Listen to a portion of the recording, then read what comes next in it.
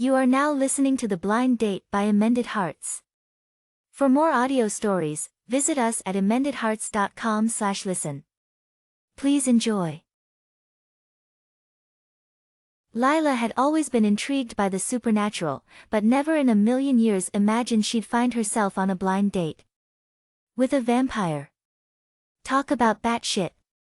She had been quite nervous at first, not knowing what to expect, but as soon as she saw him, all her worries melted away, giving ample room for brand new ones to arise.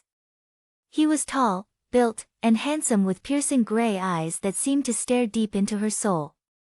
No exaggeration. Which is precisely what she was afraid of. They met at a trendy bar in the city, and Lila couldn't help but feel a bit underdressed in her simple frills and flats. He, on the other hand, was impeccably covered in a crisp white shirt, black suit, and a classic black coat that he carried over one arm. They exchanged introductions and Lila fought the urge to fidget in her seat as the waiter took their orders. She forfeited her usual Bloody Mary, for obvious reasons, in favor of sparkling water even though she felt like nothing short of homemade tequila would quell her nerves right now. Her heart raced as she tried to imagine what kind of person he was even as he sat right across from her. In the immortal flesh. Despite her jitters, conversation flowed smoothly, and to her surprise, Lila found herself drawn to him. He shared stories of his life over the centuries, describing the things he had seen and the experiences he had lived through. Lila's eyes widened in amazement as she listened, completely engrossed in his tales. She couldn't help but be fascinated by the perspective he offered, having lived through events that she had only read about in history books. He had an easy charm about him that put her at ease. And seemed rather approachable despite his remarkably good looks.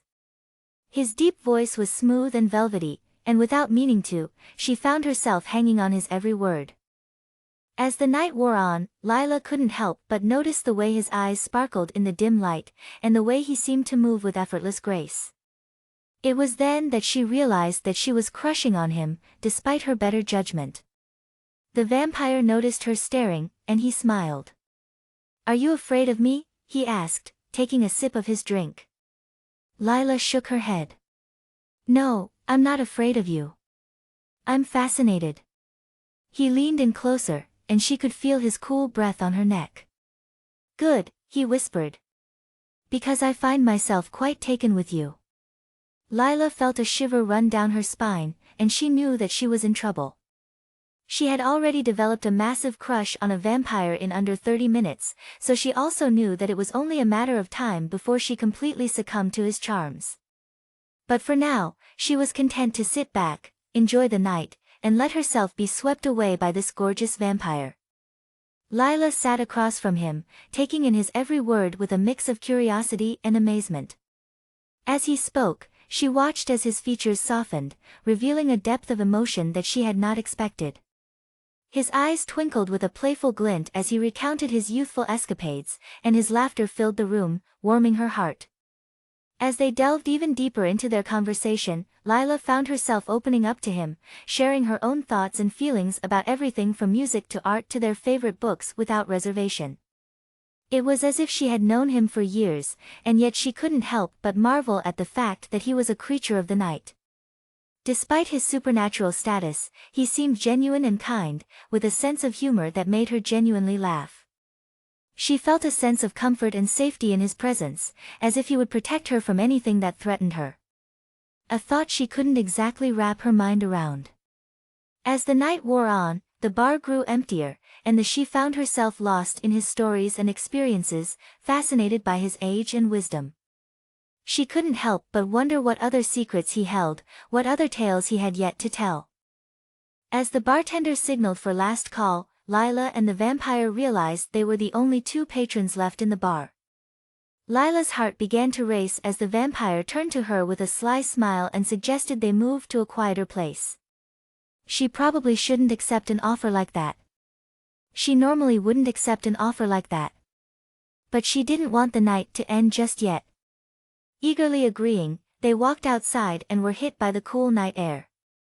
The street was mostly deserted, and the only sound was, holy shit, the soft flutter of a bat's wings as it flew overhead. No. Freaking way. Lila refused to believe it was just coincidence, but she dared not ask what she thought in that moment. And in the next moment, she couldn't think at all when the vampire led her away, his hand on the small of her back, sending shivers down her spine. As they left the bar, Lila couldn't help but feel a bit disoriented. She had never been on a date quite like this before, and she wasn't sure what to expect next. The vampire noticed her unease and took her hand, giving it a gentle squeeze. "Don't worry, my dear. I won't bite, unless you ask me to." Lila laughed nervously, unsure if he was joking or not. "I think I'll pass on that offer for now," she replied, trying to sound casual. They walked in silence for a few moments, the only sound the clicking of Lila's heels on the pavement. She wondered where they were going, but she didn't want to ask. It was risky not to. Hell, this whole thing was risky. She knew. Yet, a part of her was content to let the night unfold as it may. After a few minutes, they arrived at a small park nestled in the heart of the city. It was quiet and peaceful, the only sounds the rustling of leaves and the distant hum of traffic. They walked through the empty pathways, surrounded by tall trees, and Lila felt a chill run down her spine. "Are you cold?" the vampire asked, sensing her discomfort. "No, I'm okay," Lila replied, trying to sound casual. The vampire chuckled. "You don't have to be brave with me. I know I can be intimidating." Lila couldn't help but feel a bit more at ease with him after he said that. "You know, I've always been curious about vampires. Is everything they say about you true?" The vampire smiled. "What have you heard?" "That you can't go out in the sun, that you drink blood, and that you can't be killed by anything but a stake through the heart," Lila said, reciting what she had heard in movies and books. The vampire laughed. "Some of that is true, but not all.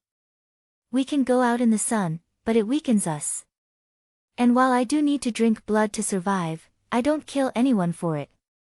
I have a few donors who willingly give me their blood. And as for the stake through the heart, that's a myth." Lila listened intently to him, amazed at how much she was learning.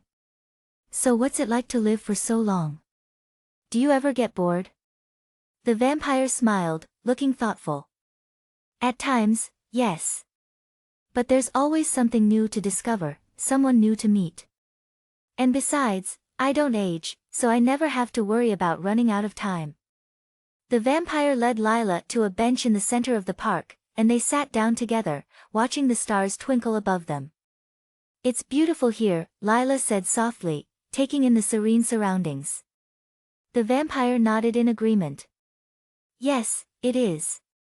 I like to come here when I need to clear my head." Lila turned to look at him, studying his features in the dim light. "You seem so human," she said finally, voicing her thoughts. The vampire smiled wryly.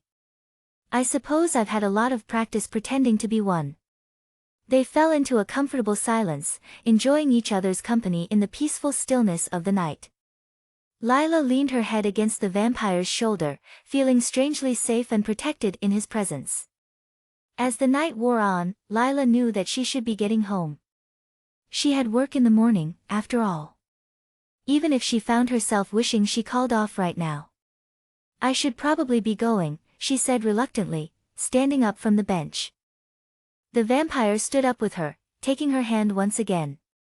"Will I see you again?" he asked, his steel eyes searching hers. A beat. And then a single nod. Yes, I'd like that." "Very much," she replied softly, her lips curving into a shy smile.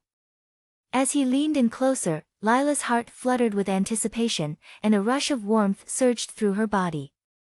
Suddenly, an eerie sense of familiarity swept over her, as if she had experienced this exact moment before. She couldn't shake off the uncanny feeling. Yet, despite it, she found herself unable to resist his advances. With a gentle touch, he pressed his lips to hers. Lila's mind went blank, leaving only the sensation of heat. Of lust.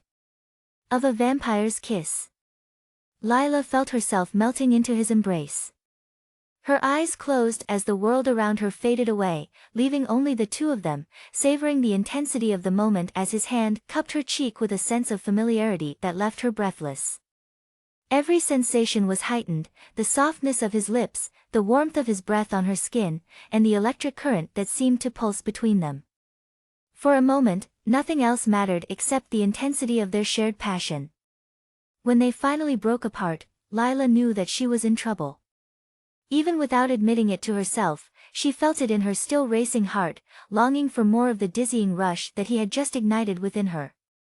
In a matter of mere hours, her massive crush on this gorgeous vampire had morphed into burst of lust. An actual like.